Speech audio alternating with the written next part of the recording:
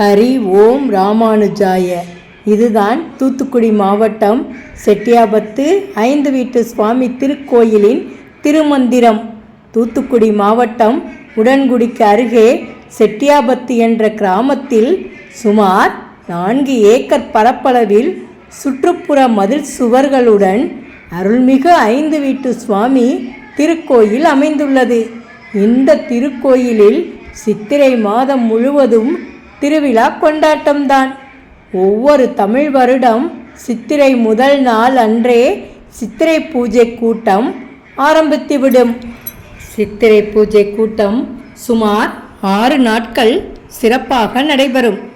இதில் சிகர நிகழ்ச்சி அன்னமுத்திரி பிரசாதம் வாங்குதல் தான். இந்த அன்னமுத்திரி பிரசாதம் எப்போது கொடுப்பார்கள் என்று விஷ்ணுபிரியா ஆத்தியப்பன் என்ற பக்தர் ஒருவர் கேட்டிருந்தார். இது பற்றி ஏற்கனவே வீடியோ போட்டிருந்தோம். இது ஒரு நினைவூட்டல் பதிவுதான். சித்திரை மாதம் 23ஆம் தேதி, அதாவது 6/5/2024 அன்று பகல் 11 மணிக்கு அன்னதானம் நடைபெறவுள்ளது. மாலை 3 மணிக்கு அன்னமுத்திரி சிறப்பு பூஜை நடைபெறும். பூஜை முடிந்தவுடன் அன்னத்தையே பிரசாதமாக வழங்குகிறார்கள். இதுவே அன்னமுத்திரி பிரசாதமாகும். அன்னமுத்திரி சோற்றை காய வைத்து அரிசி மாதிரி மாற்றுகிறார்கள் பக்தர்கள். வீட்டில் உடல்நலம் சரியில்லாதவர்களுக்கு அன்னமுத்திரி அரிசியை சமையல் செய்யும் போது சிறிது சேர்க்கிறார்கள்.